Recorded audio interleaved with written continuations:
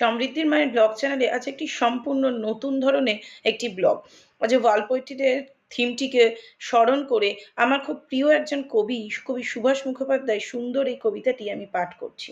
যখন তোমার আঁচল দমকা হাওয়ায় একা একা উঠছিল, তখনও নয়। বিকালের পড়ন্ত রোদে বিন্দু বিন্দু ঘাম তোমার মুখে যখন মুক্তোর মতো চলছিল, তখনও নয়। কি একটা কথায় আকাশ উদ্ভাসিত করে তুমি যখন হাসলে, তখনও নয়।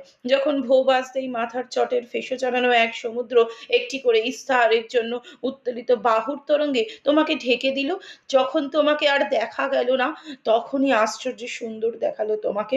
আজকে এই বিশ্ব কবিতা দিবসে আমার একটি ছোট্ট ক্ষুদ্র প্রয়াস, আমার একটি বড় পছন্দের দিন, কারণ আমি কবিতাকে খুব ভালোবাসি, আমার বিষয় বাংলা। তাই ভাবলাম আমি আজকে এই দিনটিকে উদযাপন করি আমার নিজস্ব কবিতা পাঠের মাধ্যমে। তো জেনে নেওয়া যাক আজকের এই ওয়ার্ল্ড পোয়েট্রির থিমটি কি। Standing on the soldier of giant.